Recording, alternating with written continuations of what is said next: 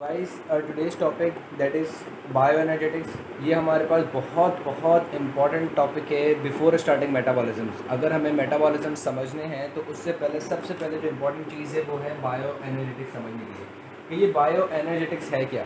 Bioenergetics actually it is the field of biology that deals with the energy changing occurring in reaction. देखिए bioenergetics क्या है, ये ऐसी field है जो कि डील करती है with the energy changes occurring during a reaction. Suppose करो कोई केमिकल रिएक्शन है, उसमें जो हमारे पास एनर्जी चेंजिंग आ रहा है उसको जो चीज़ स्टडी करती है, जो फील्ड स्टडी करती है, उसको हम कहते हैं बायोएनर्जेटिक्स। बायोएनर्जेटिक्स क्या है? It is a field of biology that deals with the energy changing occurring in the chemical reaction. भाई कोई एक केमिकल रिएक्शन है, अगर सपोज करो एक एक्सर्गोनिक केमिकल रिएक्शन है। एक्सर्गोनिक हम कहते हैं एक्सोथर्मिक को, जिसमें हमारे पास हीट जो है वो निकलती है। कोई केमिकल रिएक्शन हुआ बिटवीन रिएक्टेंट्स, ठीक है, और जब प्रोडक्ट हमारे पास बना तो उसके साथ साथ हमारे पास हीट भी इवॉल्व हुई, तो ऐसे रिएक्शंस को हम कहते हैं एक्सोथर्मिक रिएक्शंस। तो अब ये जो उसमें जो हीट का अमाउंट आएगा, जो हीट रिलीज़ होगी या हीट जो है हमारे पास निकलेगी, उसको उस पर्सपेक्टिव की स्टडी को हम कहते हैं बायोएनर्जेटिक्स। ठीक है, कि जो अमाउंट हमारे पास हीट का निकल रहा है या जितनी इसकी हीट के अंदर चेंजिंग आ रही है या एनर्जी चेंजिंग जो भी आ रही है, उस स्टडी को हम कहेंगे बायोएनर्जेटिक्स। ठीक हो गया भाई, बायोएनर्जेटिक्स समझ में आ गया कि वो डील करती है विद द एनर्जी चेंजिंग। तो फिर जो केमिकल रिएक्शन जो हो रहा है, लाइक रिएक्शंस जैसे परफॉर्म हो रहे हैं कि भाई अभी दो रिएक्टेंट हैं, उनमें ये रिएक्शन हो रहा है, इसके लिए एक स्टेप, दो स्टेप, तीन स्टेप, चार स्टेप, ये कौन मेजर करता है? मतलब ऐसी कौन सी फील्ड है कि भाई वो कौन सी फील्ड जो है जो कि डिसाइड करेगी कि भाई एक केमिकल रिएक्शन है, सपोज करो ग्लाइकोलाइसिस है, सपोज ग्लाइकोलाइसिस है, अब ग्लाइकोलाइसिस किन स्टेप से जाके एंड पे जाएगा, तो वो स्टडी जो इन स्टेप्स वगैरह को डील करे, वो कौन सी स्टडी है? तो वो हमारे पास कहलाती है काइनेटिक्स। काइनेटिक्स क्या करती है? काइनेटिक्स आपकी वो स्टडी है जो कि केमिकल रिएक्शंस के स्टेप्स को डिस्कस करेगी कि आपकी केमिकल रिएक्शन में जो स्टेप्स हैं वो कैसे हो रहे हैं, मैकेनिज्म क्या है आपकी केमिकल रिएक्शन का, उनको वो है वो आपका काइनेटिक्स डिस्कस करती है। ठीक है, तो बेसिकली बायोएनर्जेटिक्स आपको पास क्या बताती है? Change in the energy content of a chemical reaction. Kinetics tells about the method, procedure और steps involving in a chemical reaction। उसके बाद हमारे पास आती है कि हमने एक वर्ड पढ़ा, एनर्जी चेंजिंग। हमने क्या चीज़ देखी? Energy changing. So what do you mean by energy changing? Energy changing से हमें क्या मतलब समझ में आया? तो एनर्जी चेंजिंग से मतलब आया free energy change. Energy changing से क्या मतलब समझ में आया? Free energy change. अब ये अलग सी बात आ गई कि यार ये फ्री एनर्जी चेंज क्या, किस चेंज को हम कह रहे हैं? सो फ्री एनर्जी चेंज हमारे पास वो एनर्जी चेंज होता है कि हमारे पास कितनी हीट इवॉल्व हो रही है ड्यूरिंग अ केमिकल रिएक्शन। भाई दो रिएक्शंस हैं, एक ये प्रोडक्ट, एक ये रिएक्टेंट है, दूसरा ये रिएक्टेंट है, दोनों ने रिएक्ट किया, एक प्रोडक्ट बनाया, ये हीट निकली। तो ये जो हमारे पास एनर्जी जो in the form of heat जो निकली है, उसको हम कहते हैं फ्री एनर्जी चेंज। ठीक है, अब ये जो आपकी फ्री एनर्जी चेंज जो है ये बताती है कि आइदर आपका रिएक्शन एक्सर्गोनिक है। अच्छा, बायोलॉजी के अंदर हम मतलब मेडिकल के अंदर हम कहते हैं एक्सर्गोनिक, वैसे केमिस्ट्री के अंदर हम कहते हैं एक्सोथर्मिक। ठीक है, तो ये फ्री एनर्जी चेंज आपको बताती है कि क्या आपका जो रिएक्शन है वो एक्सोथर्मिक है या आपका एंडोथर्मिक है। अगर आपका फ्री एनर्जी चेंज में नेगेटिव साइन आ जाए, यानी कि आपकी जो डेल्टा जी रिप्रेजेंट करती है फ्री एनर्जी चेंज को, अगर आपकी डेल्टा जी की वैल्यू नेगेटिव आ जाए तो इसका मतलब है कि आपका जो रिएक्शन जो है वो क्या है? एक्सोथर्मिक, हीट इवॉल्व हो रही है। लेकिन अगर आपके पास पॉजिटिव आए तो हम इसको क्या कहते हैं? ये है हमारे पास, अगर ये हमारे पास पॉजिटिव आ जाती है तो इसको हम कहते हैं ये हमारे पास एंडोथर्मिक है, यानी कि हीट जो है वो रिएक्टेंट को हमें देनी पड़ रही है। एक्सोथर्मिक नेगेटिव वाला क्या शो करता है? हीट जो है वो रिएक्टेंट से इवॉल्व हो रही है, ठीक है, तो प्रोडक्ट बन रहा है और हमारे पास हीट जो है इन दी एंड बाहर जा रही है। एंडोथर्मिक क्या रिप्रेजेंट करता है? कि हीट अब हमें रिएक्टेंट को देनी है फॉर द रिएक्शन। एंडोथर्मिक में क्या रिप्रेजेंटेशन होती है? कि हीट जो है या एनर्जी जो है वो हमें रिएक्टेंट को देनी पड़ रही है ताकि हमारे पास प्रोडक्ट बने with no evolution of energy, with no evolution of heat. Endothermic में क्या है कि हम हीट एनर्जी या कोई सी भी एनर्जी हम रिएक्टेंट को दे रहे हैं ताकि वो रिएक्ट कर जाए और प्रोडक्ट बना के दे, लेकिन उसमें हमारे पास एनर्जी नहीं निकलेगी, तो उसमें हमारे पास फ्री एनर्जी चेंज क्या आता है? पॉजिटिव। तो बायोलॉजिकल जो सिस्टम्स हैं, लाइक हमारी जो बायोलॉजिकल सिस्टम्स हैं, उनमें जो रिएक्शंस हैं, उनमें हमारे पास डेल्टा जी कैसा होना चाहिए? ठीक है, अगर हमारे पास बॉडी के अंदर जो रिएक्शंस हो रहे हैं उनमें डेल्टा जी की वैल्यू या डेल्टा जी का साइन क्या होना चाहिए? सो रिमेंबर डेल्टा जी का साइन जो होता है वो हमारे पास बायोलॉजिकल रिएक्शंस में नेगेटिव होता है, ठीक है। डेल्टा जी का साइन जो है हमारे पास बायोलॉजिकल रिएक्शंस में नेगेटिव होता है कि हीट हमारे पास इवॉल्व हो रही होती है, ठीक है। Most of the time heat हमारे पास इवॉल्व हो रही होती है इन बायोलॉजिकल केमिकल रिएक्शंस। अब बारी आती है डेल्टा जी एस की कि यार ये डेल्टा जी एस क्या चक्कर है। तो डेल्टा जी एस क्या है? It is then additive property. Additive property का मतलब कि हम सारे डेल्टा जी एस, एक केमिकल रिएक्शन हुआ, सपोज करो एक हमारे पास क्या हुआ, केमिकल रिएक्शन हुआ जिसमें ए रिएक्टेंट था, ठीक है, फिर हमारे पास बी रिएक्टेंट था, इन दोनों रिएक्टेंट से हमारे पास एक प्रोडक्ट बना सी, ठीक है। उसमें सपोज करो डेल्टा जी की कोई भी आ गई, हमारे पास कोई भी एक डेल्टा जी आ गई, ठीक है। सपोज करो ये हमारे पास क्या है, 1 डेल्टा जी। फिर सी जो है वो हमारे पास रिएक्ट होता है किसके साथ, डी के साथ। इन दोनों से हमारे पास क्या प्रोडक्ट बनता है, ई। उसमें डेल्टा जी हमारे पास क्या है, सपोज करो कोई एक डेल्टा जी आ गई, फिर ई हमारे पास रिएक्ट करता है एफ से और हमारे पास एक डेल्टा जी आ जाती है, ठीक है, और प्रोडक्ट बन जाता है जी। तो अब हम देखेंगे कि जब हमारे पास प्रोडक्ट बना जी, फॉर सपोज, अच्छा ये डेल्टा जी से इसका कोई ताल्लुक नहीं है, मैंने खुद ही जी बनाया। फॉर सपोज कि हमारा जो प्रोडक्ट जो ये जी बना है उसकी उस दौरान हमारे पास टोटल डेल्टा जी यानी कि फ्री एनर्जी चेंज कितना आया, ठीक है। तो टोटल फ्री एनर्जी चेंज को हम रिप्रेजेंट कराते हैं डेल्टा जी एस से। टोटल पूरी केमिकल रिएक्शन में जो टोटल फ्री एनर्जी चेंज आया है उसको हम किससे रिप्रेजेंट कराते हैं, डेल्टा जी एस से। यानी कि अब डेल्टा जी एस कैसे हो जाएगा, delta G S is equal to delta G one plus delta G two plus delta G three.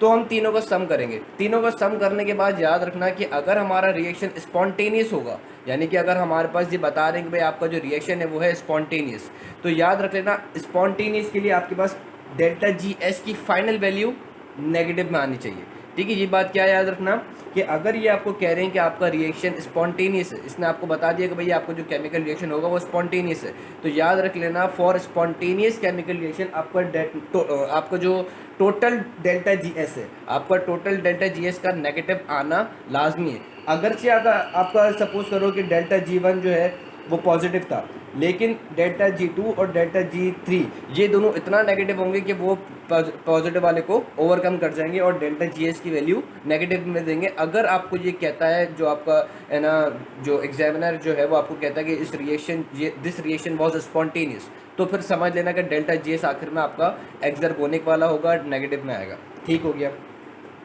अब ये जो डेल्टा जी एस जो है, डेल्टा जी जो है, इससे और कौन कौन सी चीज़ें रिलेट करती हैं, डेल्टा जी इससे और कौन सी चीज़ें रिलेट करती हैं। तो इसमें से हमारे पास आता है एंथैल्पी चेंज माइनस, पॉज करना। सो हम फ्री एनर्जी चेंज को डिस्कस कर रहे थे, सो एक इक्वेशन लिखने के लिए I have pause the video, ठीक है। तो अब ये जो डेल्टा जी हमने डिसाइड पता पड़ गया क्या है भाई, फ्री एनर्जी चेंज है जो कि रिएक्शन में बताती है कि कितना हीट कंटेंट में चेंजिंग आई, ठीक है। अब ये किन फैक्टर्स के ऊपर डिपेंड करती है, डेल्टा जी जो है ये हमारी किन फैक्टर्स के ऊपर डिपेंड करती है, ये डिपेंड करती है चेंज इन एंथैल्पी, ठीक है, और product of temperature and entropy. ये है हमारे पास एंट्रोपी, ये होता है एंथैल्पी, ठीक है।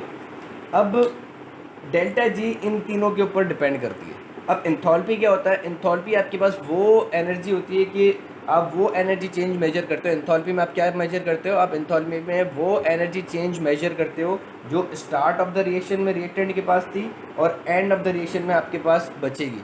सपोज करो स्टार्ट ऑफ द रिएक्शन में आपके पास एनर्जी की थी 10, एंड ऑफ द रिएक्शन आपके पास जो है प्रोडक्ट में एनर्जी बची सपोज करो 6, यानी कि -4 जो है वो आपके पास जो है वो हीट इवॉल्व हुई। सो ये जो आपके पास चेंज आया है, जो हीट एनर्जी चेंज आया है स्टार्ट ऑफ द रिएक्शन और एंड ऑफ द रिएक्शन में, इसको हम कहते हैं एंथैल्पी चेंज, ठीक है। स्टार्ट ऑफ द रिएक्शन और एंड ऑफ द रिएक्शन में जो हीट चेंजिंग आती है ये हमारे पास एंथैल्पी चेंज कहलाती है, one of the component of free energy change. अच्छा, ये आप कंफ्यूज नहीं कर देना कि भाई ये डेल्टा जी तो डेल्टा जी ही हुई, डेल्टा जी भी हमारे पास फ्री एनर्जी चेंज बताता है, एंथैल्पी भी जो है आपके पास इनिशियल और लास्ट वाली जो चेंज आ रही है हीट में वही बता रही है। So enthalpy is the content of delta G. जब डेल्टा जी हम टोटल मेजर करेंगे तो उसका वन ऑफ द कंटेंट है हमारे पास डेल्टा एच, ठीक है। तो डेल्टा एच क्या बताता है भाई, स्टार्टिंग ऑफ द रिएक्शन में रिएक्टेंट के पास ये एनर्जी थी, एंड ऑफ द रिएक्शन में प्रोडक्ट के पास ये एनर्जी है, उस दौरान जितने भी हमारे पास है ना रिएक्शंस हो रहे होंगे, उसमें जितना भी हीट इवॉल्व हो रहा होगा उसका इस एंथैल्पी से कोई कांटेक्ट नहीं है भाई। सपोज करो ये 10 से 6 तक आने के लिए ये रिएक्टेंट है जिसकी एनर्जी कितनी थी 10, ये प्रोडक्ट है जिसकी एनर्जी है 6। अब 10 से 6 के दरमियान में आते हुए कितनी चेंजिंग आई है उसका इस डेल्टा एच से कोई सरोकार नहीं है। वो बोलता है कि स्टार्टिंग में कितनी एनर्जी है, एंडिंग में कितनी एनर्जी, बस बीच में जो हो रहा है वो जाए भाड़ में, वो कुछ भी हो रहा है मुझे इससे कोई कंसर्न नहीं है। लेकिन उसका कंसर्न इस डेल्टा जी से कि बीच में कितना एनर्जी चेंज आ रहा है, उसका कंसर्न डेल्टा जी से है, ठीक है। उसके बाद हम देखते हैं कि यार ये एंट्रोपी क्या चीज़ है। ये टेम्परेचर तो हमें पता है 273 केल्विन, वो 273 जो होता है हमारे पास केल्विन हमारे पास एक स्टैंडर्ड है, तो स्टैंडर्ड है उसका मसला नहीं है। फिर बारी आती है हमारे पास ये एंट्रोपी। एंट्रोपी क्या है? एंट्रोपी हम कहते हैं it measures the disturbance of the randomness of molecules, disturbance in randomness of molecules. इससे क्या मुराद हुई कि भाई ये एक रिएक्टेंट है, ये दूसरा रिएक्टेंट है। अब इनिशियली जब रिएक्शन नहीं होता तो एंट्रोपी ज़ीरो, इसके अंदर कोई दोनों में चेंजिंग नहीं आई। जब रिएक्शन हुआ, ठीक है, रिएक्शन होने के बाद हमारे पास क्या बना, प्रोडक्ट बना।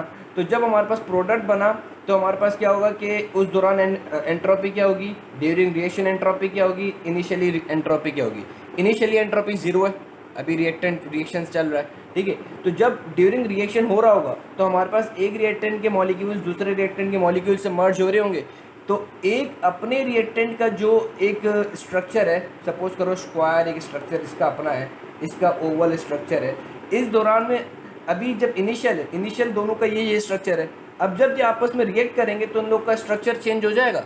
तो इनकी इस मॉलिक्यूल की रैंडमनेस और इस मॉलिक्यूल की रैंडमनेस आपस में चेंज हो जाएगी। या रैंडमनेस कहते हैं कि अगर स्ट्रक्चर में जो मॉलिक्यूल्स रन कर रहे हो अपनी नॉर्मल डायरेक्शन में रन कर रहे हो, लेकिन जब ये रिएक्शन में आ जाएंगे तो फिर ये क्या हो जाएगा, ये आपस में दोनों के मॉलिक्यूल्स मिक्स हो जाएंगे, तो इनकी रैंडमनेस क्या हो जाएगी, डिस्टर्ब हो जाएगी। तो ड्यूरिंग रिएक्शन या ड्यूरिंग इक्विलिब्रियम पोजीशन पे एंट्रोपी मैक्सिमम होगी क्योंकि दोनों के मॉलिक्यूल्स आपस में मिक्स हो गए होंगे। एंट्रोपी क्या है, disturbance in the randomness of a molecule, disturbance in the randomness of molecule.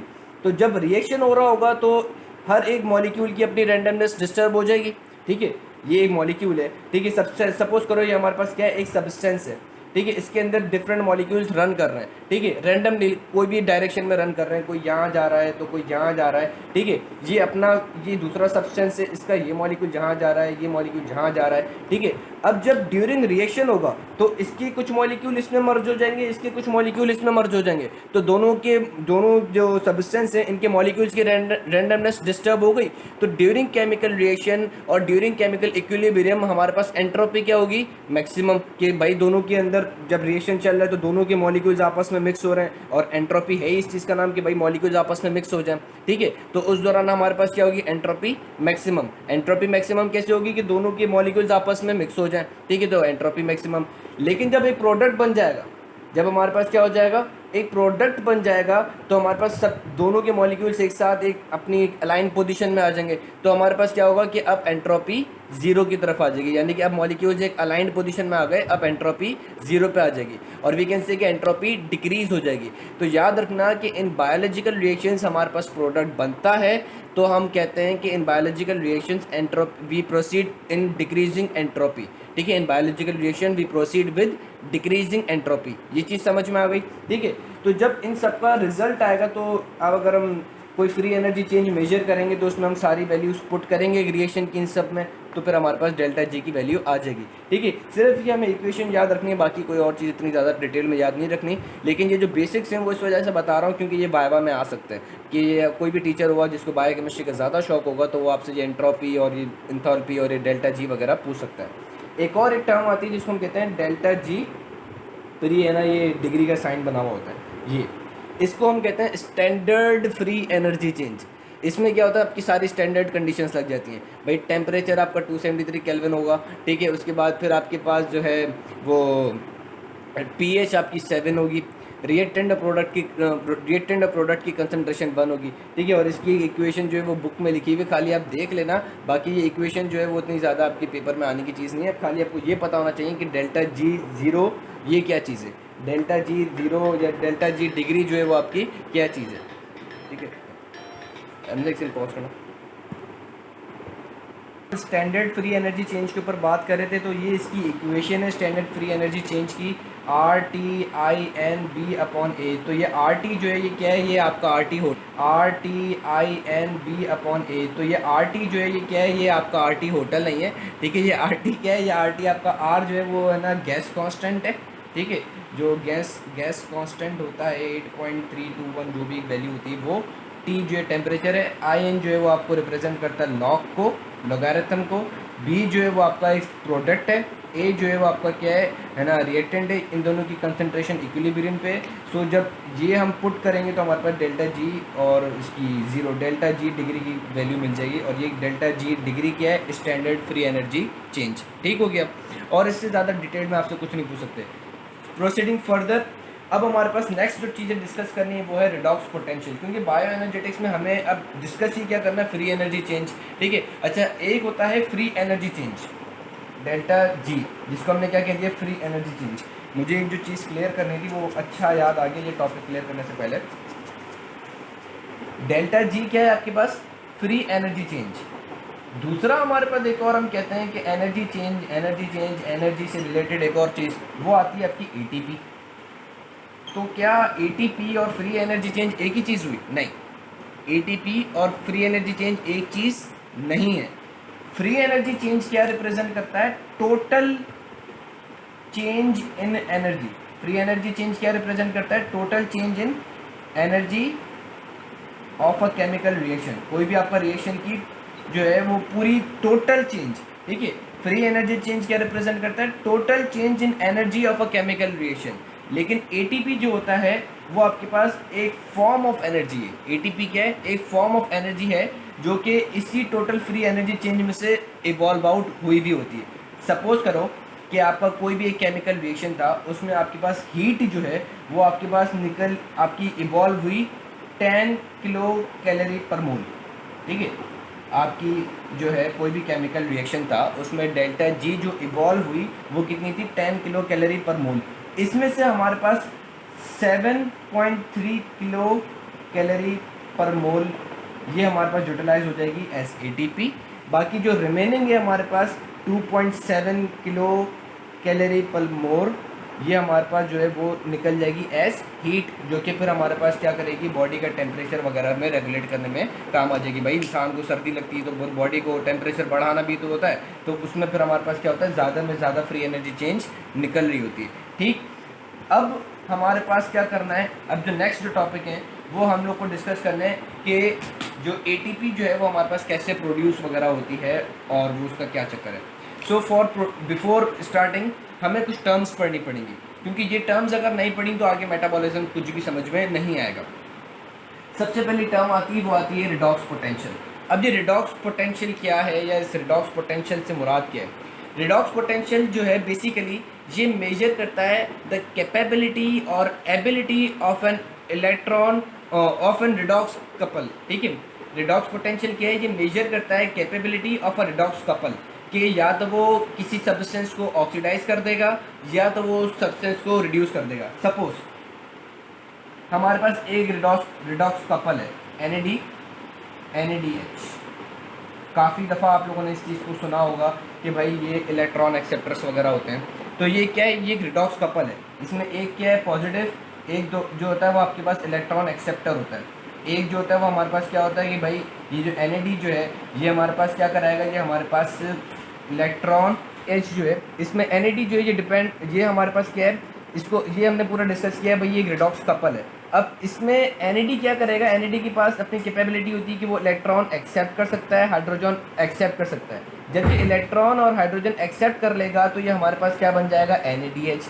फिर ये क्या करेगा, ये हमारे पास इलेक्ट्रॉन और हाइड्रोजन को लूज़ करेगा, ये हमारे पास क्या करेगा, इलेक्ट्रॉन और हाइड्रोजन को लूज़ करेगा। तो इस रिडॉक्स कपल के अंदर अगर हम देखें तो हो क्या रहा है कि NAD जो है वो पहले क्या होता है, इलेक्ट्रॉन एक्सेप्ट किया, हाइड्रोजन एक्सेप्ट किया, यानी कि ये हमारे पास क्या हो गया, रिड्यूस। इस रिडॉक्स कपल के अंदर होता क्या है, reduction oxidation at a time होती है। इस रिडॉक्स कपल से मुराद क्या होती है, ऐसा कपल जिसमें हमारे पास रिडक्शन ऑक्सीडेशन हो रही हो, ठीक है। अब NAD ने क्या किया, इलेक्ट्रॉन एक्सेप्ट किया, हाइड्रोजन एक्सेप्ट किया, रिडक्शन की डेफिनेशन ये है कि जो कि इलेक्ट्रॉन एक्सेप्ट कर ले, हाइड्रोजन एक्सेप्ट कर ले, उसको हम क्या कहते हैं, रिडक्शन रिएक्शन। ठीक है, अब या क्या करें कि भाई किसी रिएक्शन में से ऑक्सीजन को एलिमिनेट कर दे। ठीक है, अब अगर हम देखें कि NAD ने क्या किया, इलेक्ट्रॉन एक्सेप्ट किया, हाइड्रोजन एक्सेप्ट किया, so it is a reduction reaction. NADH क्या करता है, इलेक्ट्रॉन देता है, हाइड्रोजन देता है, सो NADH की क्या हो जाती है, ऑक्सीडेशन। NADH की क्या हो जाती है, ऑक्सीडेशन। ये चीज़ें समझ में आ गई कि NAD की क्या होती है, रिडक्शन, NADH की क्या होती है, ऑक्सीडेशन। ठीक हो गया। एक और टर्मिनोलॉजी आती है जिसका मतलब होता है reducing agent, reductant, oxidizing agent या ऑक्सीडेंट। अब इससे क्या मुराद है, रिड्यूसिंग एजेंट।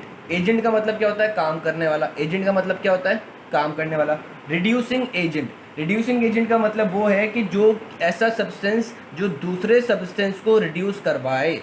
रिड्यूसिंग एजेंट का क्या मतलब है, ऐसा सब्सटेंस जो दूसरे सब्सटेंस को रिड्यूस करवाए। रिड्यूसिंग एजेंट का क्या मतलब है कि भाई रिड्यूस करवाने वाला एजेंट। ठीक है, अब अगर ये किसी सब्सटेंस को रिड्यूस करवाएगा, रिड्यूसिंग एजेंट अब अगर किसी सब्सटेंस को रिड्यूस करवाएगा तो उसको क्या करेगा, जो दूसरा सामने वाला सब्सटेंस होगा उसको रिड्यूस कर देगा, लेकिन खुद क्या होगा, खुद ऑक्सीडाइज हो जाएगा। रिड्यूसिंग एजेंट क्या करता है, सपोज करो ये ए और बी है, ये ए जो है वो हमारे पास क्या रिड्यूसिंग एजेंट है, तो ये बी को क्या कराएगा, इलेक्ट्रॉन और हाइड्रोजन दे देगा और खुद क्या हो जाएगा, ऑक्सीडाइज।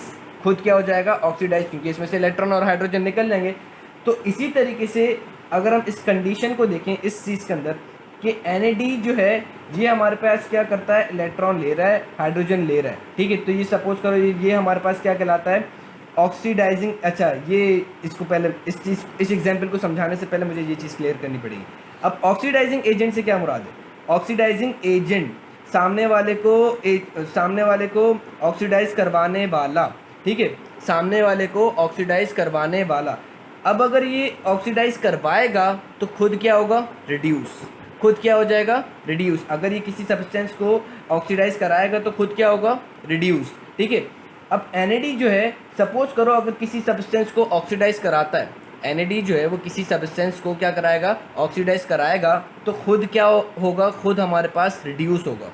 जैसे सपोज करो कि हमारे पास एक रिएक्शन आ जाता है जिसमें हमारे पास क्या आता है, ग्लाइसरॉल 3 फॉस्फेट कन्वर्ट हो जाता है इनटू 1,3 बायफॉस्फोग्लाइसरेट। ठीक है, इस रिएक्शन में हमारे पास क्या होता है, इस रिएक्शन में ग्लाइसरल अल्डिहाइड 3 फॉस्फेट जो है ये हमारे पास, एक तो इसमें फॉस्फेट लग जाता है, दूसरा इसमें क्या होता है, ये हमारे पास ऑक्सीडाइज होता है। ये हमारे पास क्या होता है, ऑक्सीडाइज होगा, तो इसमें से क्या होगा कि इसका हाइड्रोजन और इसका इलेक्ट्रॉन अब ये निकलेंगे। अब ये निकलने के बाद कहाँ जाएंगे, इस NAD के पास, क्योंकि NAD इसको ऑक्सीडाइज करवा रहा है। NAD क्या कर रहा है, इसको ऑक्सीडाइज करवा रहा है, तो इसके इलेक्ट्रॉन और इसके हाइड्रोजन जो है ये हमारे पास कहाँ पे जाएंगे, NAD पे जाएंगे, और NAD खुद क्या हो जाएगा, अब रिड्यूस।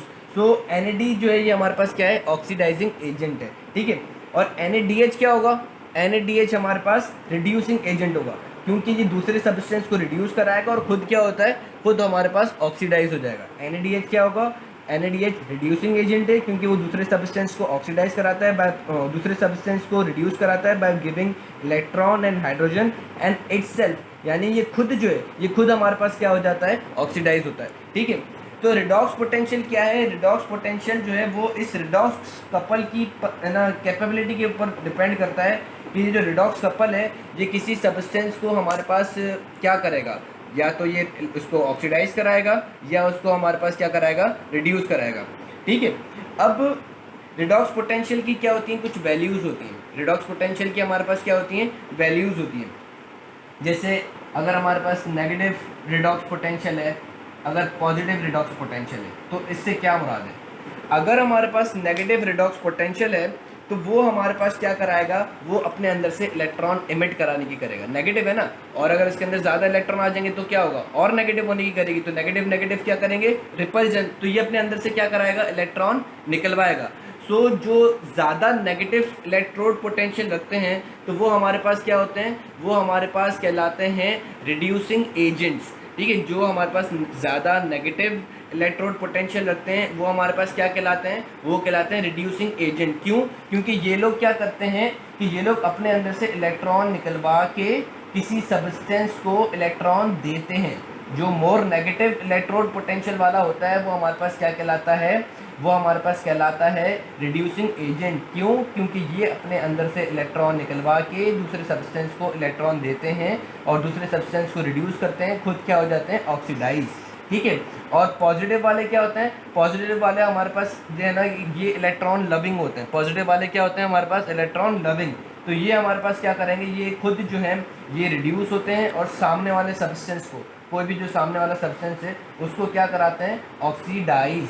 तो ये जो पॉजिटिव वाले होते हैं वो ऑक्सीडाइजिंग एजेंट होते हैं, नेगेटिव वाले जो है वो रिड्यूसिंग एजेंट होते हैं। तो आप कभी भी इलेक्ट्रॉन ट्रांसपोर्ट चेन जब हम पढ़ेंगे तो उसमें हम देखते हैं कि भाई इलेक्ट्रॉन ट्रांसफ़र हो रहे होते हैं एक इलेक्ट्रॉन कैरियर से दूसरे इलेक्ट्रॉन कैरियर तक। इलेक्ट्रॉन कैरियर यानी कि इलेक्ट्रॉन कैरी करने वाला, ठीक है। एक इलेक्ट्रॉन कैरियर से दूसरे इलेक्ट्रॉन कैरियर तक हमारे पास इलेक्ट्रॉन्स ट्रांसफ़र हो रहे होते हैं। तो वो किस सीक्वेंस में ट्रांसफ़र हो रहे होते हैं वो मैं बताता हूँ, किस सीक्वेंस में ट्रांसफ़र होते हैं।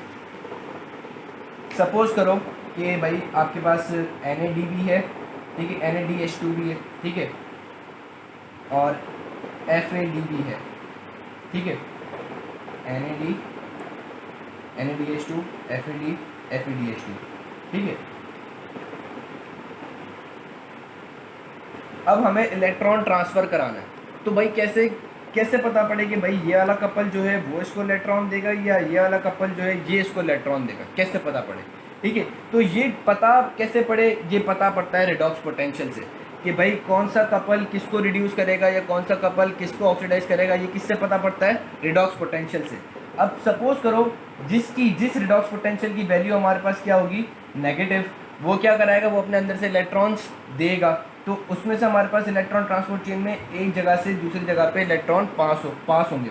तो हमारे पास अगर हम इलेक्ट्रॉन ट्रांसपोर्ट चेन के अंदर देखेंगे ना कि भाई किस सीक्वेंस में हमारे पास इलेक्ट्रॉन पास होते हैं एक इलेक्ट्रॉन कैरियर से दूसरे इलेक्ट्रॉन कैरियर पे, तो हम देखते हैं कि it depends upon increasing electrode potential, ठीक है। ये हम किस सीक्वेंस में देखते हैं, इंक्रीजिंग इलेक्ट्रोड पोटेंशियल, यानी कि नेगेटिव से हमारे पास पॉजिटिव, जो मेटल्स पॉजिटिव या जो कपल पॉजिटिव इलेक्ट्रोड पोटेंशियल रख रहे होते हैं उनकी तरफ हमारे पास जो है वो इलेक्ट्रॉन जा रहे होते हैं, ठीक है। इलेक्ट्रोड पोटेंशियल का क्या सिग्निफिकेंस है, रिडॉक्स पोटेंशियल का क्या सिग्निफिकेंस है, रिडॉक्स पोटेंशियल बोलो इलेक्ट्रोड पोटेंशियल बोलो, बात एक ही है, ठीक है। इसकी सिग्निफिकेंस क्या है कि इसके अंदर हम देखते हैं कि इंक्रीजिंग इलेक्ट्रोड पोटेंशियल की तरफ जो है वो हमारे पास इलेक्ट्रॉन ट्रांसपोर्ट हो रहे होते हैं।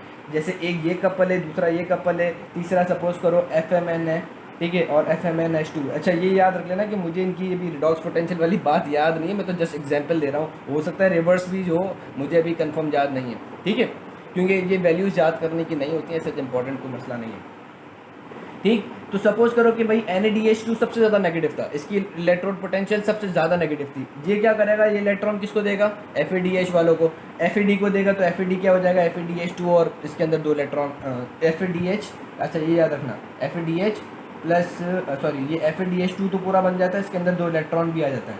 लेकिन NADH जो है ना, NADH आपके पास बनता है प्लस H पॉजिटिव। ये याद रख लेना कि जब हमारे पास NAD जो है ये कभी हाइड्रोजन एक्सेप्ट करता है या इलेक्ट्रॉन एक्सेप्ट करता है, तो ये हमारे पास क्या बनता है, NADH plus H positive ion. लेकिन इसमें क्या होता है कि इसमें ये जो H बना है ये होता है हाइड्राइड की फॉर्म में। ये हमारे पास किस फॉर्म में होता है, हाइड्राइड की फॉर्म में।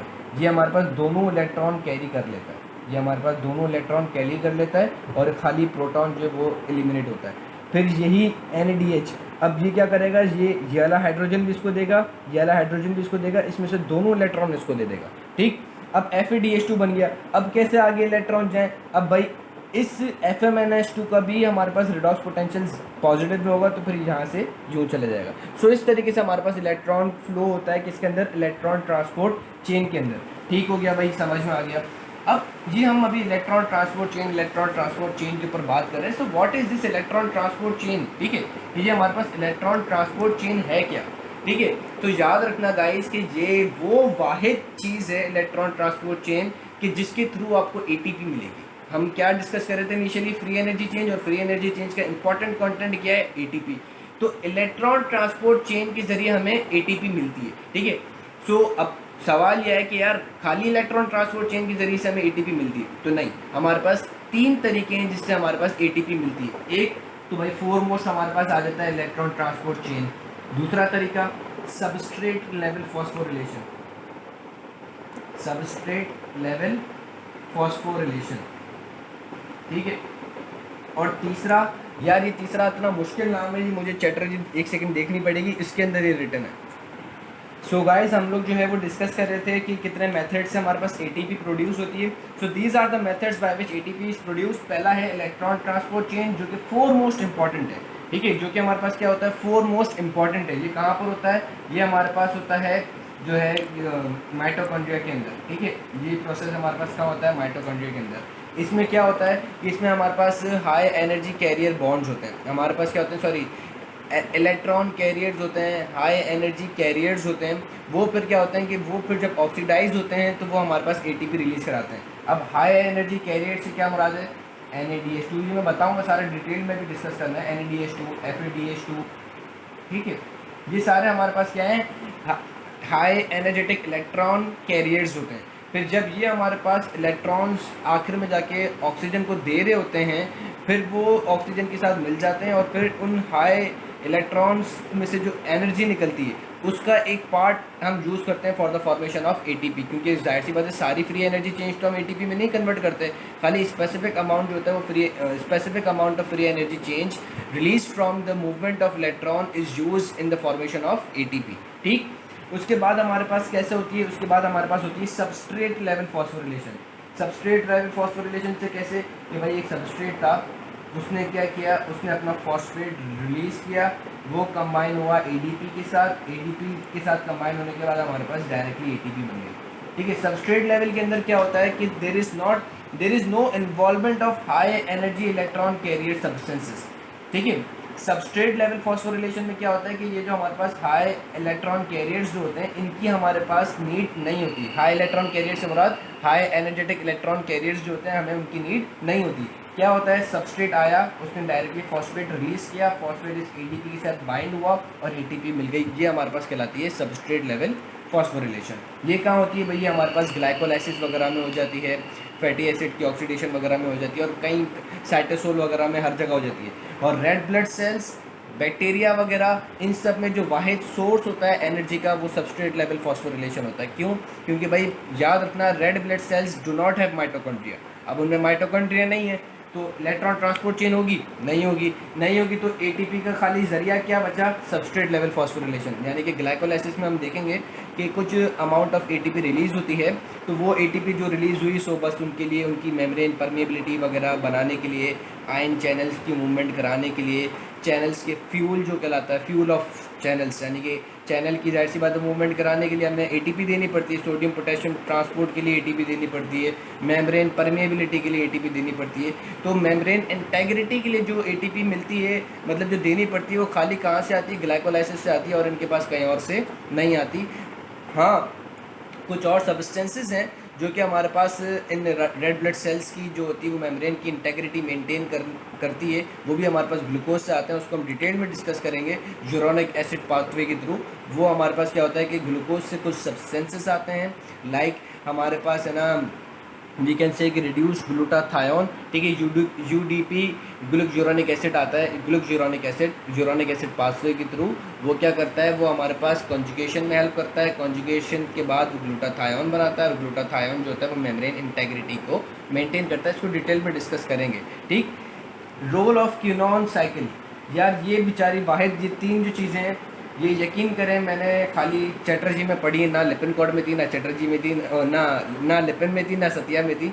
सो इसको आप यहाँ पे समझो, रोल ऑफ क्यूनॉन साइकिल, ठीक है। तो पहली चीज़ ये कि यार क्यूनॉन क्या होता है, quinone are actually lipid soluble substances. याद रखना क्यूनॉन क्या होता है, they are derived from ubiquitous protein. Ubiquitous एक प्रोटीन होता है जो कि प्रोटीन नहीं होता, सॉरी, लिपिड सॉल्युबल सब्सटेंस होता है। यूबिक्यूनॉन जो होता है, यूबिक्यूनॉन, ये हमारे पास क्या होता है, एक लिपिड सॉल्युबल सब्सटेंस होता है, उसका ये डेरिवेटिव है क्यूनॉन, ठीक है। तो हमारे पास क्रोमेनॉल ये एक सब्सटेंस है जो कि हमारे पास कहाँ से आता है, यूबिक्विनोन से आता है। मैंने आपको बताया यूबिक्विनोन क्या है भाई, आपके पास स्टेरॉयड कंपाउंड है, लिपिड सॉल्युबल कंपाउंड है, उसका एक डेरिवेटिव है क्रोमेनॉल।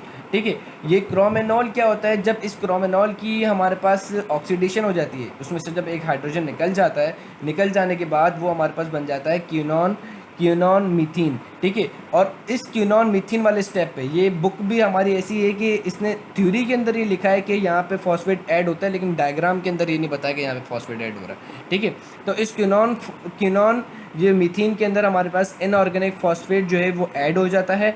ऐड होने के बाद फिर हमारे पास ये एक इंटरमीडिएट कंपाउंड बनता है, और एट लास्ट क्यूनॉल फॉस्फेट जो है वो अपना एक फॉस्फेट जो है जो कि हाई एनर्जी बॉन्ड है। अभी ये आपने जो सवाल किया है ना हाई एनर्जी बॉन्ड, हमें इसको भी देखना है कि ये हाई एनर्जी बॉन्ड से मुराद क्या है, क्या ये कोवलेंट बॉन्ड है, ये कैसा बॉन्ड है, इसको भी हमें डिस्कस करना है कि ये जो हाई एनर्जी बॉन्ड है ये किस टाइप का बॉन्ड होता है। ठीक है, तो क्यूनॉल फॉस्फेट जो है वो अपना एक फॉस्फेट उठा के किसको दे देगा, एडीपी को, और एडीपी से हमारे पास क्या बन जाएगी, एटीपी, और साइकिल कंटिन्यू होती रहेगी। तो इसका इतना कोई इंपॉर्टेंट फ़ायदा वैसे मतलब बहुत रेयर कम होती है, और इसका डिटेल में पढ़ना भी इतना इंपॉर्टेंट नहीं है। ठीक, हाँ, अब ये जो दो जो रिएक्शंस हैं, लोहमन रिएक्शन और मायोकाइनेस रिएक्शन, ये इंपॉर्टेंट है। लोहमन रिएक्शन जो है ये हमारे पास कैसा रिएक्शन है, इसमें ये होता है कि हमारे पास क्रिएटिनिन फॉस्फेट, क्रिएटिनिन फॉस्फेट ये एक ऐसा सब्सटेंस है जो कि हमारे पास एनर्जी स्टोर करके रखता है। क्रिएटिनिन फॉस्फेट क्या है, ऐसा सब्सटेंस, ऐसा प्रोटीन है जो कि हमारे पास क्या करता है, जो कि हमारे पास क्या करता है, एनर्जी स्टोर करके रखता है इन मसल्स, स्केलेटल मसल। जब आप स्केलेटल मसल बहुत ज़्यादा एक्टिविटी करते हो, आप बहुत ज़्यादा मूवमेंट करते हो, तो आपको खाली जो आपका जो वो होता है ग्लूकोज जो होता है वो खाली ऑक्सीडाइज होकर आपको एटीपी इतनी नहीं प्रोवाइड कर सकता, आपको कोई और सोर्सेज की भी ज़रूरत होती है। तो कोई और सोर्सेज में क्या आ जाता है, क्रिएटिनिन फॉस्फेट। क्रिएटिनिन फॉस्फेट क्या करता है, टूटता है किसके अंदर, लैक्टिक एसिड के अंदर, और फिर आपको ये फॉस्फेट प्रोवाइड कर देता है। नुकसान ये कि क्रिएटिनिन जो है आपको लैक्टिक एसिड देता है, और फिर लैक्टिक एसिड क्या कराता है, आपको मसल पेन वगैरह ज़्यादा से ज़्यादा करा देता है। ठीक है, क्योंकि आपके जो मसल्स हैं इसमें एसिडिक एनवायरनमेंट ज़्यादा बढ़ जाता है, तो फिर आपको क्रैम्स, मसल पेन होना शुरू हो जाता है। फिर क्या होता है, फिर आप लंबी लंबी सांसें लेते हो, आप क्या करते हो, बड़ी लंबी लंबी सांसें लेते हो, ताकि जो आपका लैक्टिक एसिड आ गया है अब वो आपको दोबारा कन्वर्ट हो जाए पायरुवेट के अंदर। अभी हम पढ़ेंगे पूरा फेट ऑफ लैक्टिक एसिड, लेकिन थोड़ा सा फॉर कन्वीनियंस टॉपिक चल रहा था तो मैंने बोला बता दूँ कि क्या होता है कि आपने बहुत ज़्यादा मसल एक्सरसाइज की, जिसकी वजह से क्या होगा कि क्रिएटिनिन फॉस्फेट टूटेगा लैक्टिक एसिड के अंदर, और वो आपको अपना एटीपी तो दे देगा थोड़ी मोटी जितनी दे सकता था, लेकिन लैक्टिक एसिड की वजह से आपको मसल्स में पेन होना शुरू हो जाएगा। अब body can not afford to increase lactic acid, उसके लिए आप क्या करोगे, लंबी लंबी सांसें लोगे। तो जो ऑक्सीजन का अमाउंट आप लोगे to remove lactic acid, that amount of oxygen is called as oxygen depth. Oxygen depth क्या है, वो अमाउंट ऑफ ऑक्सीजन जो आप लेते हो to remove the excess amount of lactic acid from the body, that oxygen is known as oxygen depth. ठीक हो गया। उसके बाद लास्ट वो है मायोकाइनेज रिएक्शन। ठीक है, मायोकाइनेज रिएक्शन में हमारे पास क्या होता है, इसमें ये होता है कि ये भी स्केलेटल मसल में होता है, क्योंकि एटीपी तो हमें चाहिए ना। एटीपी अब खाली ईटीसी वो इलेक्ट्रॉन ट्रांसपोर्ट चेन से या ग्लाइकोलाइसिस से इनसे पेट गुजारा नहीं होता, आप बहुत ज़्यादा एक्टिव मूवमेंट कर रहे हो तो ये लॉमन रिएक्शन से नहीं आता। फिर हमारे पास आता है कि दो एडीपी आपस में मिलते हैं, दो एडीपी, ठीक है, और आपके पास क्या देते हैं, एक एटीपी और एक एडिनोसिन मोनोफॉस्फेट। भाई दो एडीपी कितने हो गए, चार फॉस्फेट वाले, मतलब चार फॉस्फेट कैरियर। एक एडीपी में कितने, दो फॉस्फेट, दो एडीपी में कितने हो गए, चार। एक एटीपी में कितने होते हैं, तीन फॉस्फेट, और फिर एक फॉस्फेट इसके अंदर चले जाएगा, एएनपी, एडिनोसिन मोनोफॉस्फेट के अंदर। ठीक हो गया। अब now we have to discuss कि यार अभी जो हमने डिस्कस किया ये हाई एनर्जी बॉन्ड, ये भला कौन सी चीज़ है, ये हाई फॉस्फेट बॉन्ड ये है क्या एक्चुअली। याद रखना ये बहुत इंपॉर्टेंट क्वेश्चन है, हाई एनर्जी या हाई फॉस्फेट बॉन्ड ये कौन सा बॉन्ड होता है। तो it is phosphate anhydride, acid anhydride bond. एक सेकंड में मार्कर चेंज कर लो, एसिड एनहाइड्राइड। एसिड एनहाइड्राइड जो बॉन्ड होता है उसको हम कहते हैं हाई एनर्जी बॉन्ड। ये क्या होता है कि जब दो एसिड्स आपस में कंबाइन होते हैं, ठीक है, ये दो एसिड्स हैं आपस में कंबाइन हो, सपोज करो इसका OH इसका H लिया, तो हमारे पास ये बन गया C double bond O, single bond O, C double bond, ठीक है, वाटर रिमूव हो गया। ये OH लिया, ये H लिया, वाटर रिमूव हुआ तो ये ऑक्सीजन इस कार्बन के साथ बॉन्ड बना लेगा और ये आपके पास आ जाएगा। सो इस टाइप का बॉन्ड जो है एसिड एनहाइड्राइड वाला बॉन्ड, ये हमारे पास क्या कहलाता है, हाई एनर्जेटिक बॉन्ड। अब इस टाइप की सिचुएशन जो है वो किस किस के अंदर आ सकती है, खाली एसिड एनहाइड्राइड बॉन्ड जो है वो आपके पास हाई एनर्जेटिक बॉन्ड नहीं कहलाता। इसमें अगर आपके पास सपोज करो एक साइड पे आ जाए फॉस्फेट और एक साइड पे ये रहे आपका कार्बन, ठीक है, तो आपका ये जो बॉन्ड है ये भी आपका है ना हाई एनर्जेटिक बॉन्ड है, ठीक है, ये भी आपका पास क्या है, हाई एनर्जेटिक बॉन्ड है, ठीक हो गया। अब दोनों तरफ फॉस्फेट आ जाए, जैसे हमारे पास किसके अंदर होता है, एडिनोसिन, जो आपके पास क्या है, नाइट्रोजनस बेस, ये हमारे पास अटैच होती है किसके साथ, राइबोस शुगर के साथ। राइबोस शुगर के साथ क्या अटैच होता है, फॉस्फेट। अब ये जो फॉस्फेट है, ये फॉस्फेट और इस राइबोस के दरमियान में आपके पास हाई एनर्जेटिक बॉन्ड नहीं बन रहा होता, ठीक है, लेकिन अब इस फॉस्फेट का दूसरे फॉस्फेट के साथ और दूसरे फॉस्फेट का तीसरे फॉस्फेट के साथ, इस फॉस्फेट का इस फॉस्फेट के साथ ये वाला बॉन्ड, ठीक है, इसको मैं ऐसे नहीं, इसके लिए मैं ये काम करता हूँ, इसको वेवी लाइन से रिप्रेजेंट करता हूँ, ठीक है, और इस फॉस्फेट का तीसरे वाले फॉस्फेट के साथ ये जो बॉन्ड है ये हाई एनर्जेटिक बॉन्ड है, ये जो बॉन्ड है ये हाई एनर्जेटिक बॉन्ड है। इन दोनों का हाई एनर्जेटिक बॉन्ड नहीं है, क्यों, क्योंकि जिस कार्बन पे हमारे पास ये फॉस्फेट अटैच हो रहा है उसकी मैंने बताया ना कि उसकी ऐसी कन्फिग्रेशन नहीं है। सपोज करो ये एक carbon, double bond O, single bond O और फॉस्फेट। हाई एनर्जेटिक बॉन्ड के लिए आपके पास ऐसी कन्फिग्रेशन होना लाजमी है अगर आपका कार्बन के साथ बन रहा है तो, ठीक है, अगर आपका कार्बन के साथ बन रहा है, ये फॉस्फेट ग्रुप कार्बन के साथ अटैच हो रहा है तो इस टाइप की कन्फिग्रेशन होना लाजमी है। तो जिस कार्बन के साथ ये फॉस्फेट अटैच हो रहा है उस कार्बन की ऐसी कन्फिग्रेशन नहीं है। सो ये इन दोनों के दरमियान में हाई फॉस्फेट बॉन्ड नहीं है। तो phosphate high energetic phosphate bond किस किस के दरमियान में था, इसका इसके साथ, इसका इसके साथ, ठीक हो गया। अब एक चीज़ और मुझे बतानी है, फिर हम इंशाल्लाह आगे इस टॉपिक को कंटिन्यू करेंगे। वो ये है कि हम देखते हैं ग्लाइसरल एल्डिहाइड 3 फॉस्फेट, एक कार्बन, दो कार्बन, तीन कार्बन, ग्लाइसरल एल्डिहाइड 3 फॉस्फेट, ठीक है। हम ग्लाइकोलाइसिस के अंदर देखेंगे कि ग्लाइसरल एल्डिहाइड 3 फॉस्फेट एक कंपाउंड का नाम होता है, एक होता है 1,3 ग्लाइसरल एल्डिहाइड बायफॉस्फेट, एक होता है 1,3 ग्लाइसरल एल्डिहाइड बायफॉस्फेट और एक होता है ग्लाइसरल एल्डिहाइड 3 फॉस्फेट। ग्लाइसरल एल्डिहाइड, ग्लाइसरल 3 कार्बन वाला कंपाउंड, ठीक है। अब इसमें पहले पहले बॉन्ड पे एल्डिहाइड कार्बन होता है तो इसकी वजह से हम उसको एल्डिहाइड कहते हैं, ग्लाइसरल एल्डिहाइड। तीसरे नंबर पे फॉस्फेट है तो उसको हम कहते हैं ग्लाइसरल एल्डिहाइड 3 फॉस्फेट, ठीक हो गया। अब ये कार्बन और ये जो फॉस्फेट है, क्या ये हमारे पास हाई एनर्जेटिक बॉन्ड है? नहीं, ये कार्बन और ये फॉस्फेट हमारे पास हाई एनर्जेटिक बॉन्ड नहीं है। अगर मैं पूरी कन्फिग्रेशन बनाऊँ, ठीक है, सपोज करो ये OH आ गया, ये H, ये हमारे पास H, ऑक्सीजन O, ठीक है, H, ठीक है। ये एक हमारे पास क्या है, ग्लाइसरल एल्डिहाइड का स्ट्रक्चर है, जिसमें ये क्या है, पहला कार्बन की वैलेंसी सेटिस्फाई है, दो बॉन्ड इसके साथ, एक बॉन्ड हाइड्रोजन के साथ, ठीक है, एल्डिहाइड ग्रुप ये हो गया। दूसरा हमारे पास क्या है, एक हाइड्रोजन इधर, दो ऑक्सीजन, दो, एक हाइड्रोजन इधर, एक हाइड्रोक्साइल इधर, एक ऊपर बॉन्ड इसने कार्बन के साथ बनाया, एक इसके साथ बनाया। तीसरे कार्बन को अगर हम देखें तो एक हाइड्रोजन के साथ बॉन्ड है, एक दूसरे हाइड्रोजन के साथ है, एक इसके साथ है ऑक्सीजन के साथ, एक ऊपर के साथ, और ये ऑक्सीजन जो है इस फॉस्फेट के साथ बना रहा है, ठीक है, बॉन्ड। मैंने क्या बताया कि हाई एनर्जेटिक या हाई फॉस्फेट बॉन्ड के लिए हमारे पास कन्फिग्रेशन का होना क्या लाजमी है कि इस कार्बन के ऊपर एक तरफ डबल बॉन्ड हो, एक बॉन्ड भले किसी से भी अटैच हो, दूसरा हमारे पास ऑक्सीजन के साथ हो, और फिर ऑक्सीजन भी उस फॉस्फेट के साथ अटैच हो जिसका ये ऐसा स्ट्रक्चर हो, ठीक है, जिसकी हमारे पास ऐसी कन्फिग्रेशन हो।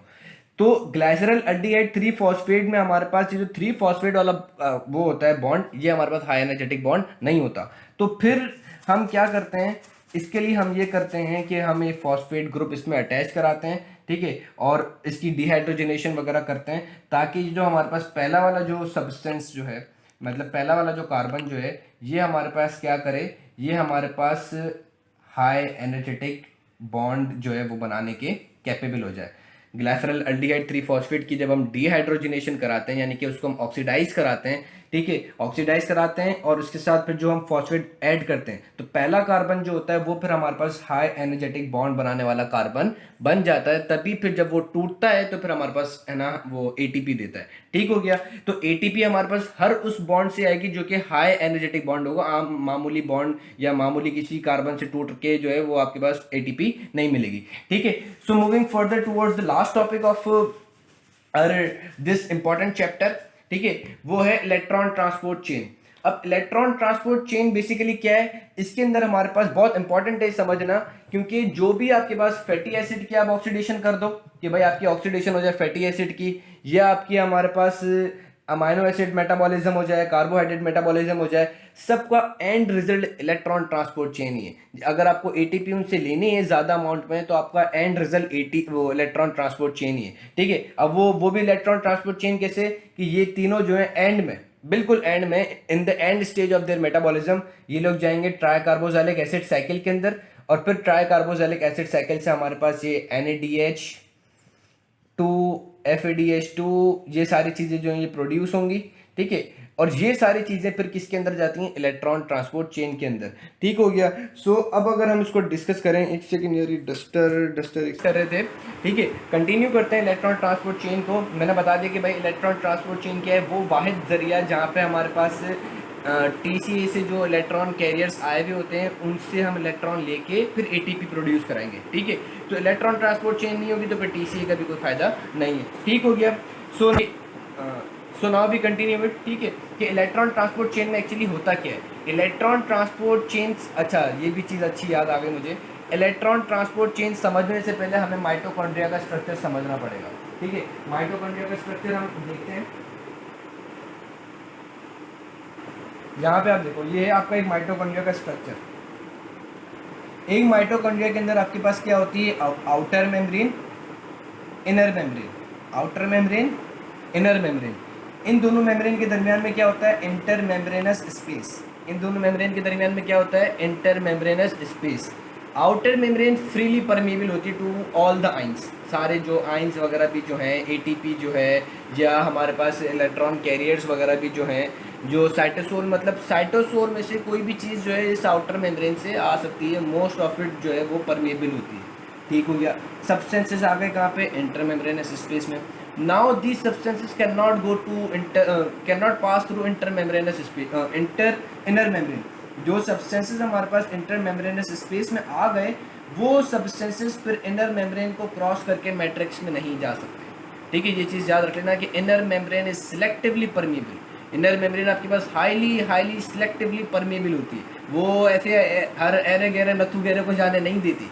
वो बोलती है सिर्फ मेरे काम वाले बंदे आएंगे और मेरे काम वाले बंदे जाएंगे जिनके मेरे पास ट्रांसपोर्टर्स लगे हुए।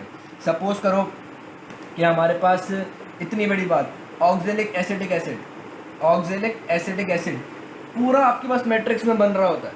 मैट्रिक्स से फिर हम सॉरी जो आपके पास मैट्रिक्स से हमारे पास ये बाहर नहीं जा सकता। मैट्रिक्स के अंदर बन रहा होता है, ऑक्जेलिक एसिटिक एसिड रहता है मैट्रिक्स के अंदर है, मैट्रिक्स से बाहर नहीं जा सकता। अच्छा, मैट्रिक्स मैंने नहीं बताया, जो इनर मेम्ब्रेन के बाद जो अंदर का स्ट्रक्चर होगा, जितना भी जो एरिया होगा माइटोकॉन्ड्रिया का, वो मैट्रिक्स कहलाता है।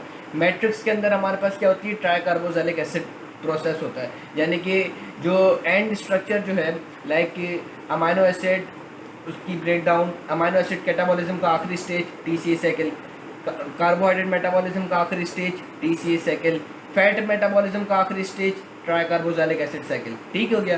तो ये ट्राई कार्बोक्सिलिक एसिड साइकिल जो है कहाँ पर होती है, इस मैट्रिक्स में होती है। ठीक है। अब उस मैट्रिक्स में हमारे पास फिर क्या होता है कि कुछ इलेक्ट्रॉन कैरियर्स वगैरह भी बनते हैं, कुछ इंटरमीडिएट्स भी बनते हैं। तो one of its intermediate is ऑक्जेलो acetic acid. बंद मैट्रिक्स में रहा है, पास ही नहीं हो सकता। फिर इसके लिए इसको डिफरेंट मैकेनिज्म्स होते हैं, इसको हम डिस्कस करेंगे। ठीक है। सो अब इस मेम्ब्रेन के ऊपर सिर्फ सिलेक्टिव पर वो हमारे पास चैनल्स होते हैं जिससे चीज़ें या तो आ सकती हैं या जा सकती हैं। इवन ATP भी नहीं जा सकती, ATP भी जो है वो इसको पास नहीं कर सकती। तो ATP के लिए फिर हमें जो होता है वो उसको आगे है ना, हमारे पास इसका कैरियर होना लाजमी है ATP का। तो फिर वो क्या कराएगा कि जैसी ATP बनेगी तो फिर वो हमारे पास आउटर मेम्ब्रेन की तरफ यानी इंटर मेम्ब्रेनस स्पेस की तरफ फेंकेगा, और फिर इंटर मेम्ब्रेनस स्पेस से आउटर मेम्ब्रेन और फिर साइटोसोल। ठीक।